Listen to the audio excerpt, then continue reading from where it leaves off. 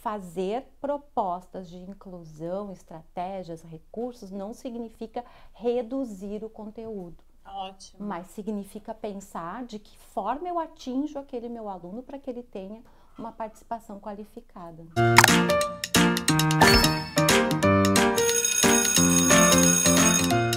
Estamos ao vivo em mais um episódio do podcast Café com Bolacha, na edição versão CENEP. Então, se você ainda não se inscreveu para o Congresso Nacional da Escola Protagonista, que vai focar em práticas de leitura e escrita, você precisa fazer isso imediatamente. Dia 20 de agosto. 20 de agosto, para não perder sua vaga.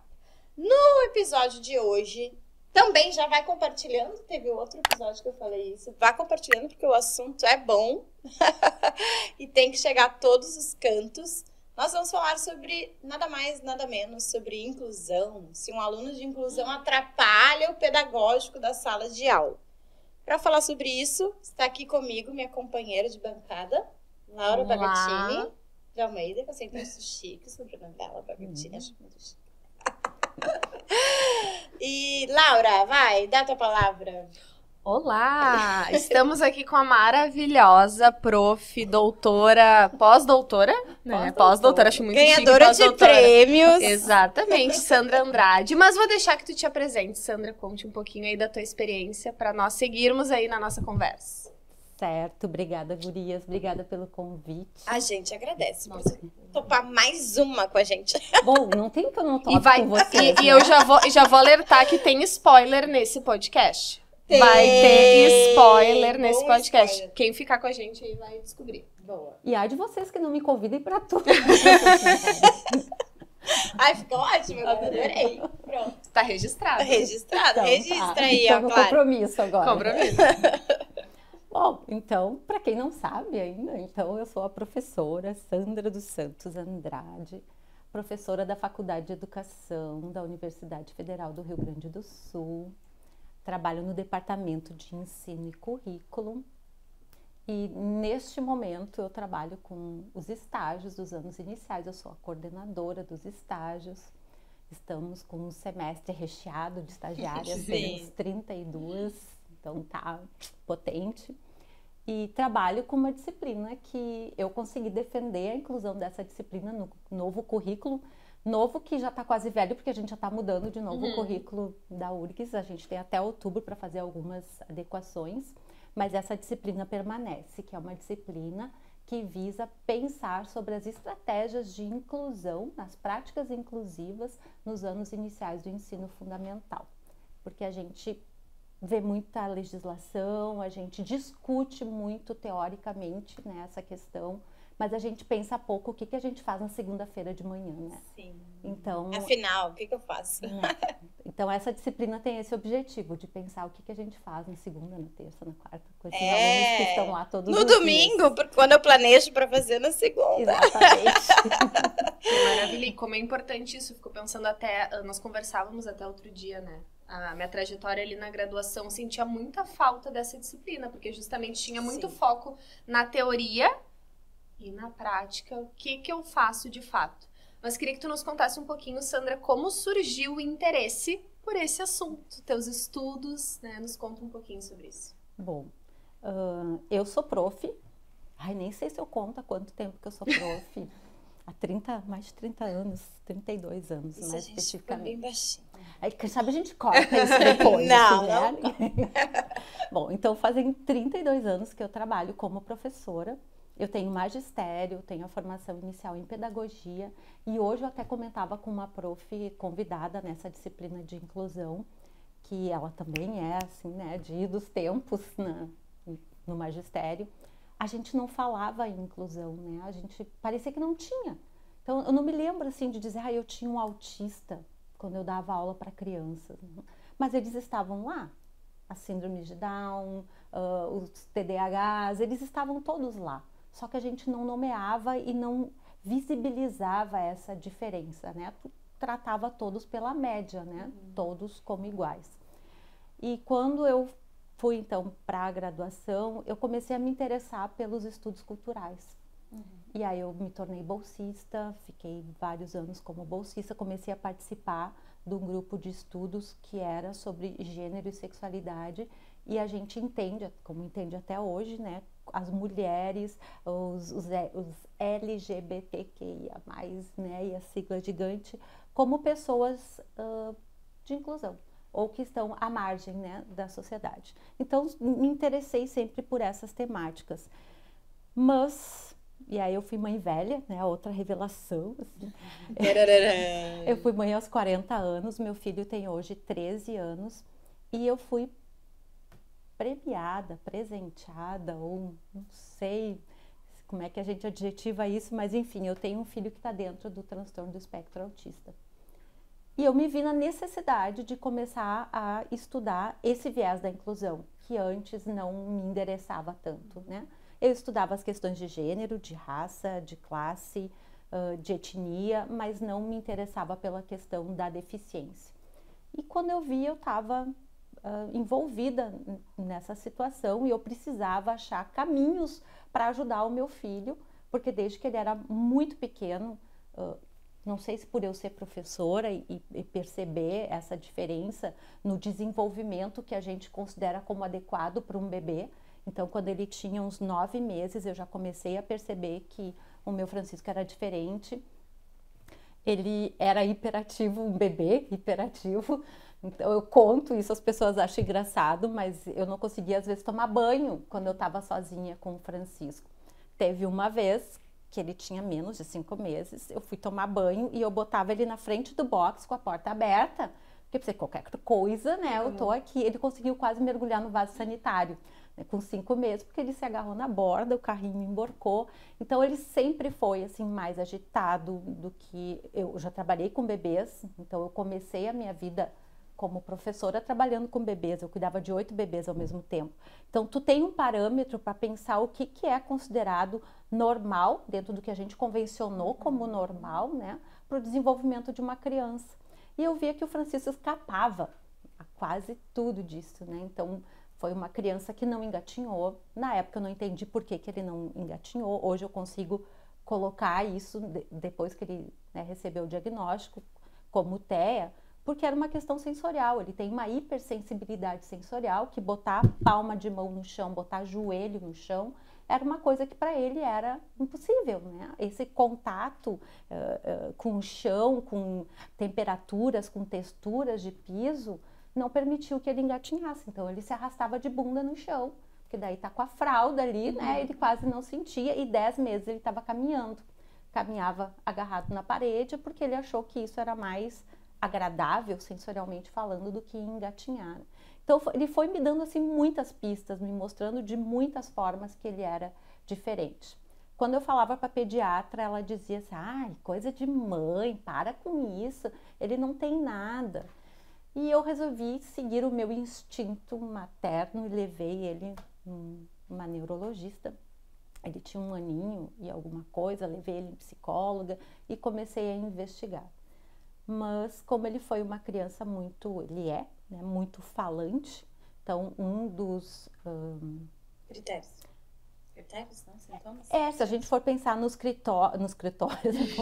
critérios diagnósticos, né, do TEA, e se a gente pegava a classificação antiga do manual, né, do DSM, o 4, falava num autismo clássico, era não falar, não ser verbal. Sim. Então, os médicos, eles respeitam esse tempo, esse espaço, né? Porque, puxa vida, a criatura fala, ela olhava no olho, então como é que tu bota ela dentro do espectro do autismo? Super comunicativa, eu conheço, né? Sim, ela conhece hiper bem, né? Que foi prof dele. E ele super interagia, né, Cissa? Então, ficava difícil. Então, foi um diagnóstico que foi demorado, eu lembro em função dessas questões. E aí, bom, eu comecei a estudar e tentar achar um diagnóstico, ajudar a fazer um diagnóstico. Então, os primeiros diagnósticos dele foi questão do humor, né, desregulação do humor, bipolaridade, enfim. Até que, então, ele tinha uns 5 anos, se colocou ele dentro do TEA. Né? E aí eu já me vi, já estava totalmente envolvida nisso. E aí eu comecei a olhar para o meu fazer como professora dentro da graduação de outro jeito. Naquilo que me escapava, que eu não me dava conta. E chegava lá nos estágios e as alunas estavam com as crianças de inclusão e a gente não sabia muito bem o que fazer com isso, né? Então foi assim, eu respondi imensa e longamente, né, essa questão, mas foi desse jeito que eu cheguei. Então eu fui fazer neuropsicopedagogia depois de já ter o meu pós-doutorado na outra área, fiz essa especialização para poder então ter um lugar de estudos, um lugar de encontro com pessoas que discutem essas coisas, ter referências, né, para poder embasar o que eu pensava. Bem importante. E hoje, Sandra, pensando até nessa questão do estágio que tu disseste, assim, que tu auxilia essas professoras em formação, o que tu percebe, assim, que é a maior dificuldade ou necessidade de investimento quando essas professoras encontram crianças em sala de aula em situação de inclusão?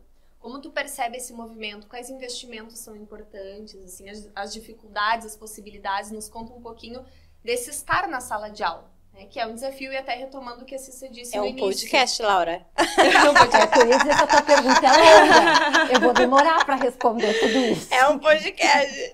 Nos conta um pouquinho, não, eu digo assim, não, alguns sim, elementos, entendemos. assim, porque justamente para trazer essa questão até do início, que muitas vezes se tem essa visão da criança de inclusão que atrapalha muitas vezes o desenvolvimento dos outros estudantes, né? Ou que aquela professora não consegue dar conta, assim. Como é que tu percebe que é hoje a prática, assim? Como... Porque a Sandra, eu lembrei, né, a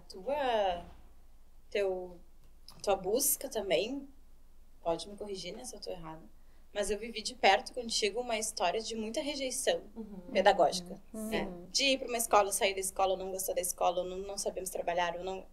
E a gente se via ali também, muitas vezes, sem saber como trabalhar, né? Essa relação que eu acho que tu estava vendo no estágio, que é o que a Laura tá trazendo, assim.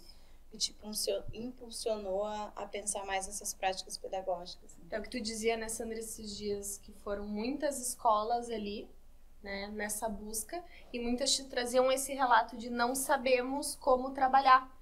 E como tu consegue levar um pouco, assim, para as professoras estagiárias, né, um pouco dessa possibilidade de como trabalhar. Eu acho que eu tô aprendendo isso ainda também, assim, e eu acho que cada nova situação que eu vou vivendo, tanto com o Francisco como com as estagiárias, vai me abrindo outros modos de pensar e modos de ajudar a intervir. E eu acho que até no nosso grupo ali, na equipe de estágio, eu virei um pouco referência nessa dimensão, né? Alguém tá com uma criança de inclusão, vamos lá falar com a prof. Sandra, né? Então, isso me obriga a pensar o que fazer. E eu acho que o desconhecimento é um desconhecimento efetivo quando a gente chega na escola, como professora, né? A gente não conhece e a gente não sabe como lidar, porque o que os nossos cursos de formação, magistério, graduação, a gente aprende a lidar com a média. Tu não aprende a lidar com a diferença. E aí, quando tu te vê diante da diferença, qual é a primeira fala que a gente ouve? Mas eu não posso deixar os 20 e tantos para cuidar do fulaninho. E hoje a gente tem clareza de que os 20 e tantos, se não tiverem nada que os impeça de aprender, eles vão, porque eles têm autonomia. Enquanto que aquela criança que tem a deficiência, ela vai ficando cada vez mais para trás e a defasagem vai ficando cada vez maior. Então, se tu não tiver o entendimento de que tu precisa investir naquela criança que mais precisa, é para essa que tu precisa planejar de modo diferente, é para essa que tu precisa destinar um tempo mínimo ali, diário, ou enfim, botar na tua agenda semanal alguns momentos por semana para atender essa criança, ela vai continuar desalinhada com o resto da turma. Não que vai chegar um momento, e nem é isso que a gente espera, porque a gente não quer endireitar a deficiência, né? Mas a gente quer que ela possa estar, de fato, inserida dentro do espaço pedagógico. E até hoje, nessa fala de hoje de manhã, a gente lembrava de uma cena, eu vou me esquecer de novo o nome da novela, mas vocês vão provavelmente me ajudar a lembrar, que era a Regina Duarte, ela tinha uma filha, a Clarinha, com síndrome de Down, não me lembro o nome da novela. Mas eu me lembro dessa cena lá, isso há muito tempo atrás, em que ela chega e a criança tá sozinha num canto da sala, fazendo nada, porque é praticamente isso que as crianças ficam fazendo, porque botar a desenhar é não fazer nada, né? Enquanto o resto tá fazendo outra coisa. Isso não é incluir, isso é inserir dentro do espaço. Então a gente precisa começar a olhar para essa criança e ver quais são as estratégias que eu posso dispor dentro desse meu espaço para fazer com que ela esteja não só inserida, mas que ela possa participar em algum grau de igualdade, porque ela tem que ser protagonista em algum momento. E a gente só vai achar um jeito de fazer essa criança ser protagonista se tu descobrir quais as potencialidades, porque não há quem. Então aí já tá trazendo as estratégias, né? Ou modo Primeiro, de pensar, descobrir pelo quais menos, as né? potencialidades. Não, perfeito. É a primeira coisa. Porque não tem quem não tenha potencialidade em alguma coisa, né, gurias? E já 2 estratégias, inclusive, do planejamento. Organizar esse planejamento pensando nessas intervenções específicas também com esse estudante. E reservar tempos de intervenção com ele, né? Então, acho que já temos aí 2 estratégias bem importantes, que é olhar para o planejamento e essa outra. E, bom, a gente tem lá a monitora, ou a auxiliar de inclusão, ou o nome que cada espaço queira dar. Esse aluno... ideal. Eu ia dizer, ou... né? Mas além disso que deveria ter, né? Não, a gente nem tá falando desses pormenores, né? Então, teoricamente, vamos pensar quando tem. A questão que eu ia chegar é quando tem essa pessoa lá. Essa criança, ela é a aluna da professora referência, ela não é a aluna da professora de inclusão. E eu acho que aí já é um problema pedagógico grande que a gente tem. Essa criança, essa monitora, ela se vê delegando sobre aquela criança e a professora se isentando de fazer alguma intervenção. E aí fica um planejamento diferente. Isso quando tem um planejamento diferente. Sim. Quando não tá aquela monitora ali ocupando o tempo. Ou até olhando, tá, a prof tá dando isso, o que agora eu vou fazer com ele que dê de alguma forma conta, né? Nessa turma que eu tenho nas quartas-feiras de manhã de inclusão, tem várias monitoras de inclusão. E elas dizem que elas se veem muitas vezes perdida, porque a professora diz, olha, é essa folhinha aqui que eu vou dar pro resto. Vê o que tu acha que dá para fazer com ele. Então, não é um planejamento prévio, é um planejamento engambelado, né, naquele momento ali da aula, e feito pela monitora que muitas vezes está em formação. Quem é que tem o entendimento, o saber técnico para pensar como é que tu diferencia, como é que tu flexibiliza uma proposta? É a professora. E ela tem que estar com aquele aluno em algum momento. E a gente está vendo muito isso, né? É a estagiária, a monitora, é a auxiliar de inclusão que fica com aquele aluno sem ter um planejamento específico para ele. Então, se antes a gente não tinha, agora a gente tem, mas tá velada a situação. E até que tu disseste do planejamento, trazendo até uma prática assim também, de daqui a pouco planejar momentos em que talvez a monitora vai acompanhar a turma. Perfeito. E a professora vai sentar, nem que seja, né, um tempo reduzido, Perfeito. Mas que vai ser mais assertivo. Então, assim, de daqui a pouco, como é importante esse estudante ter um tempo com a professora. Essa minha aluna, então, ela estava comentando que ela não consegue organizar com a professora essa dinâmica que a gente estava falando de que tem momentos em que a monitora pode assumir o restante da turma para a professora ficar com a criança de inclusão, porque há um entendimento equivocado, é uma interpretação equivocada da lei, na verdade, né? Então, aquela pessoa foi contratada para ser monitora do Joãozinho, que é autista ou que é TDAH, ela só pode ficar grudada naquele fulaninho e não pode se desdobrar em outros momentos ou outros espaços, né? Então, é o entendimento equivocado de qual é mesmo a função, que é uma função essencial, muito necessária, uma monitora nesse espaço, mas para que ela dê suporte ao espaço da sala de aula, e não para que ela fique como a sombra, né, daquela criança com deficiência. Que daí passa por uma percepção do que é inclusão. Exatamente. E de qual é a função da monitora. Né? E aí ela estava dizendo que a professora nunca pega a criança porque ela não pode estar ocupando outros espaços da sala de aula, a não ser estar acompanhando a criança que ela acompanha. Mas esse atendimento, ele também pode... Eu fazia nas minhas turmas, né? ele não precisa necessariamente sempre ser individualizado. Ele pode ser uma divisão em grupos, e aí eu vou dar uma atenção maior para aquela criança junto nesse grupo, né?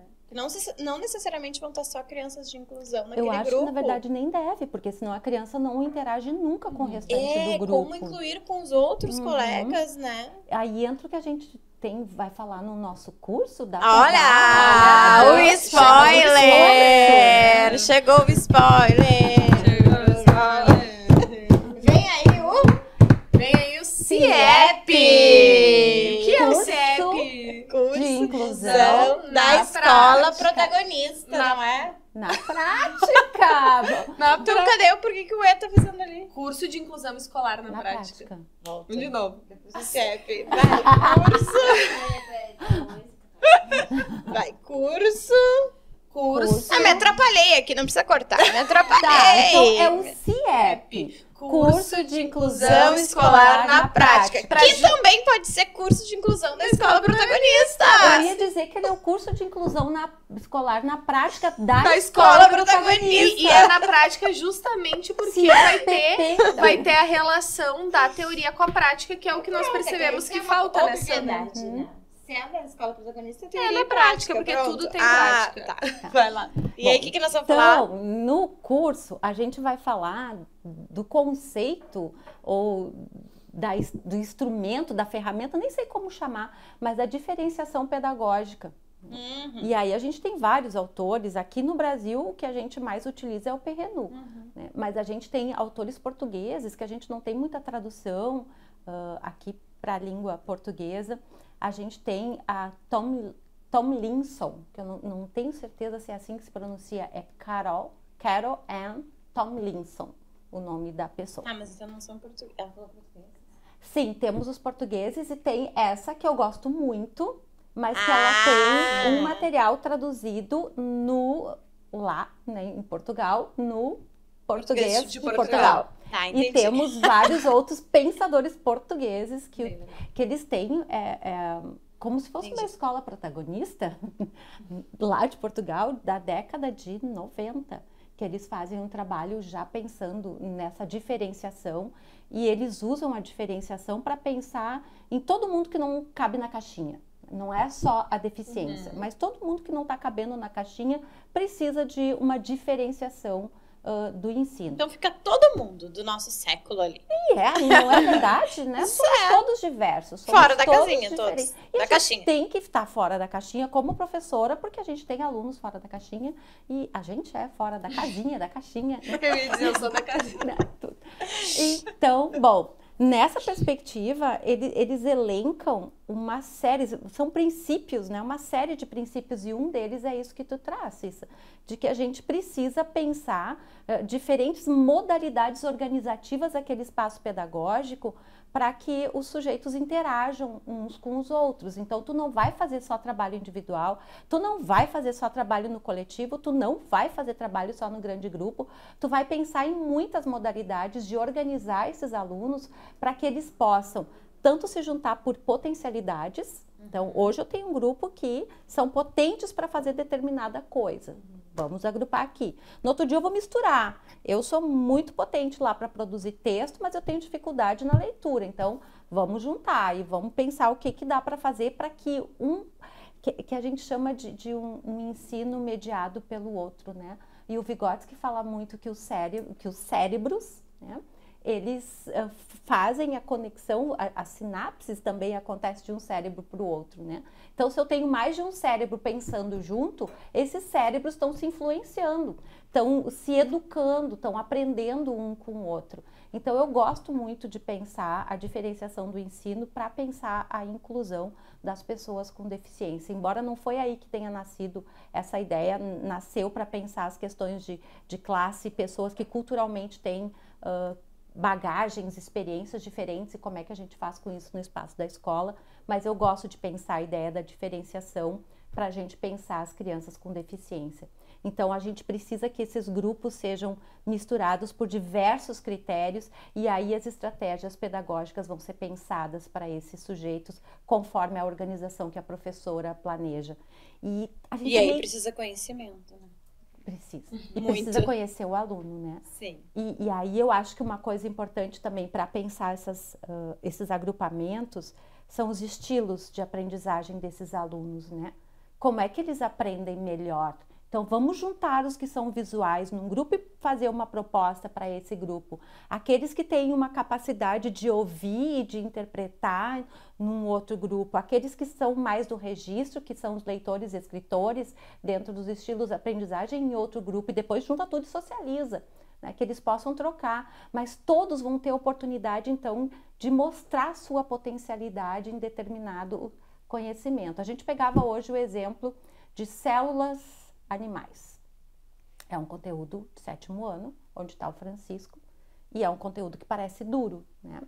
Então, como é que normalmente a gente imagina que isso aconteça lá no 7º ano? É o livro didático. Eu já ia dizer isso. Que Eu imaginei na cabeça também. né? É o livro didático, o professor Com lá texto. na frente lendo um texto. Bem informativo. Depois vem várias questões de leitura e interpretação, responde, leitura e interpretação, acabou, tá dado o conteúdo, semana que vem a gente passa para o outro. Pega uma criança autista com algum grau de uma deficiência criança intelectual, sem diagnóstico também. né? Nem Então, vamos falar sobre isso. mas como o tema aqui é esse, né? Vamos pensar. Vamos deixar nas entrelinhas. Mas essa é uma coisa que eu costumo dizer, né? Se uma coisa é boa para uma criança com deficiência, ela vai ser ótima para o restante do grupo. Então, se a gente parte desse pressuposto, tu sempre vai criar uma coisa que é diferente, que Todos promova precisam de a experiência. Falando juntos, experiência. Vem daí, comadre. Dá. Daqui tá fechada a fala. Vem da experiência para todo mundo, ó, vamos profetizar. E o que o Francisco fez? Então, a professora leu com ele um texto, porque ele não tem autonomia para ler um texto grande sozinho, mas daí um texto informativo pequeno, em que ele pegou um marca-texto e ele foi marcando as palavras-chave daquele texto para entender o que era uma célula animal, e depois ele foi fazer uma maquete de uma célula animal. Ele usou massinha de modelar, pegou uma basezinha de isopor, montou a célula com núcleo, com não sei o que mais, agora nem eu me lembro o que tem numa célula animal. E, bom, e aí botou etiquetinhas com os nomes que ele tinha destacado no texto, ele pôde olhar no texto para ter a imagem da palavra como referência, fez as etiquetas e nomeou as partes do núcleo. Gente, toda a turma se beneficiaria com uma atividade como essa, não é? Foi flexibilizada para o Francisco, mas todo mundo teria aprendido talvez com muito mais propriedade e mais potencial. Agora ele está, como é que é? O Reino das Plantas, acho que é o nome do conteúdo que eles estão verificando. Ele saiu para a rua e foi fotografar as plantas. E ele está classificando, verificando as diferenças, recolhendo.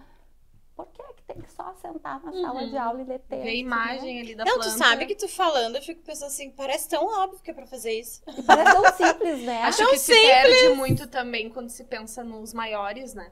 Eu acho que isso, claro, já é uma lacuna também com os menores, como a gente vem falando, né, de conseguir pensar nessas práticas, mas quando ainda se começa ali nos anos finais, isso é muito acentuado. Então, se começa cada vez mais em práticas que vão focar apenas em uma modalidade de aprendizagem. E aí, o que a gente acaba fazendo também, porque parece também que é isso que precisa, ou que é o mais óbvio, que é o mais fácil. Tu reduz o conteúdo. Então, nesse conteúdo das plantas, vieram 5 questões. Gente, olha o título, Reino das Plantas, com 5 questões de marcar cruzinha. Essa era a atividade dele. Precisou ampliar, ele disse, não, eu tenho muito mais para pensar, eu tenho muito mais para dizer. Foi impossível para ele analisar, estudar, discutir sobre as plantas, ele montou um portfólio com 5 questões. Ele ampliou muito esse repertório. Então, essa é uma coisa que eu bato bastante com as alunas. Fazer propostas de inclusão, estratégias, recursos, não significa reduzir o conteúdo. Ótimo. Mas significa pensar de que forma eu atinjo aquele meu aluno para que ele tenha uma participação qualificada.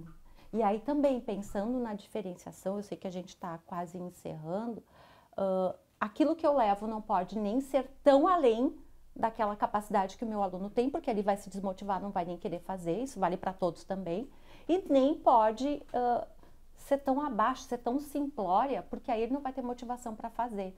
Aí a gente entra de novo em Vygotsky, que é pensar na zona de desenvolvimento proximal, Onde é que está esse meu aluno que ele consegue, na interação com os seus pares, na mediação da professora, avançar e produzir um conhecimento. E sem receita, né? Porque, assim, é muito comum eu receber, Sandra, tu não sabe quantas perguntas dessas eu recebo. Tu deve receber também. Então, tu faz uma escala da internet aí. As pessoas, assim... eu recebi um aluno autista, como eu alfabetizo ele? Aí, a primeira coisa que eu já faço pra essa pessoa é perguntar assim, quem é? Qual o nome, sabe? Nome? Às vezes elas não sabem nem o nome. Não sabem nem a idade. Não sabem nada. Mas elas querem uma receita de como alfabetizar. Então, assim, o que tu teria pra falar sobre essa receita? Ao mesmo tempo, não totalmente sem mediações, sem saber, sem recursos, né, de conhecimento. Enfim, sobre todos esses casos que vamos chegar. Eu acho que não dá para dizer nada antes de dizer que precisa construir um perfil pedagógico desse aluno. A primeira coisa que vai fazer na tua sala, quando chega para ti um aluno com alguma deficiência, com algum laudo, então eu vou ter que estudar, ele é TEA, mas quais são as características do TEA deste meu aluno? Porque o nome é espectro, né? O transtorno do espectro do autismo é o antigo TGD, que estava lá no CID, né? Que estava no DSM-4, transtorno global do desenvolvimento, exatamente. Não existe mais esse termo, né? Ele foi substituído pelo transtorno do espectro autista. Então, o que quer dizer espectro? Que aqui dentro é quase um balaio de gato, cabe um monte de coisas. Então, eu preciso saber qual é o perfil do meu aluno, TEA, dentro da minha sala de aula. Assim como o TDAH, ele pode ter hiperatividade, pode ter desatenção, ou não, eu ou os tô dois. Pegando um exemplo, né, claro. Pra gente poder... Claro que é um exemplo muito próximo para mim, mas então, sem montar primeiro um perfil, e eu tenho que começar sabendo o que ele é capaz de fazer, o que ele gosta, qual é o hiperfoco que essa criança tem, quais os interesses. E aí, a partir daqui, eu monto uma avaliação diagnóstica para saber o que ele sabe e onde é que ele tem os pontos fracos e fortes, né? Tem autores que chamam assim, quais são os pontos fracos e quais são os pontos fortes. A partir dos fortes, eu vou trabalhando para poder potencializar, pensar as habilidades ainda não atingidas. E aí, sim, eu consigo montar um repertório. Então, fica difícil. As gurias perguntam, né, na sala de aula, nos cursos, né? Mas é difícil a gente dizer faz assim ou faz assado, porque o que vai funcionar para um não pode não funcionar para outro, principalmente se a gente pega no estilo de aprendizagem. Um que é muito visual, que precisa ali das imagens, que precisa da organização de um roteiro, que ele precisa ser estruturado a partir disso, para outro que ouve e já sai desenvolvendo, já sai trabalhando, mas ao mesmo tempo, se tu der um texto para ler, não vai. Então, não tem como a gente pensar em estratégias sem antes construir um perfil pedagógico desse aluno. Isso vai muito de encontro com as expectativas pedagógicas que eu coloco, porque eu me via como professora muitas vezes querendo que aquela criança, com todas as minhas forças, atingisse algumas habilidades ou objetivos, né? Vamos dizer, parágrafo, né?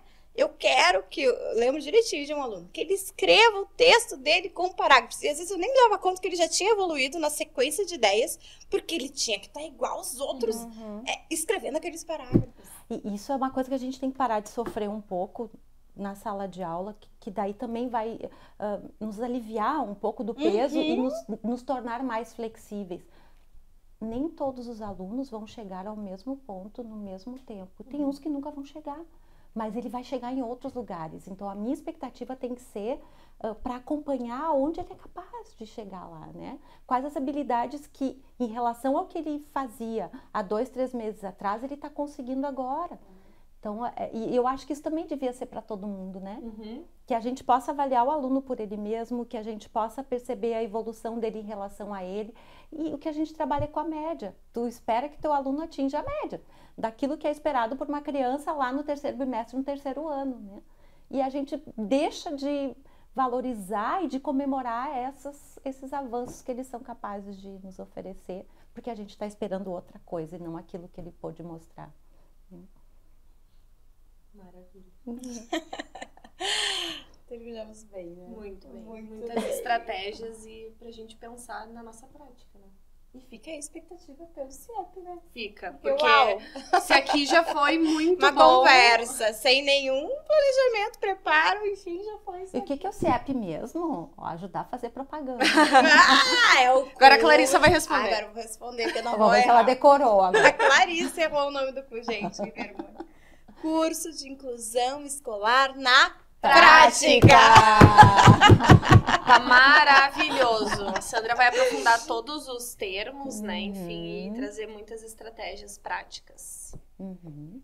Que aí elas vão poder pensar o que cabe ou não pro seu aluno, né? Uhum. Ótimo. Não é uma estratégia para todos. Não é uma receita. Não, não é. Não tem receita, pessoal, tá? Tem que estudar. Quem esperava a receita Não vai nesse ganhar. podcast, Que pena. não foi dessa vez. Que professora ruim, né? Eu não trouxe uma receita. Obrigada, Sandra. Eu que agradeço. Nos vemos em mais outros bate-locais. Uhum. Tchau, gente. Tchau.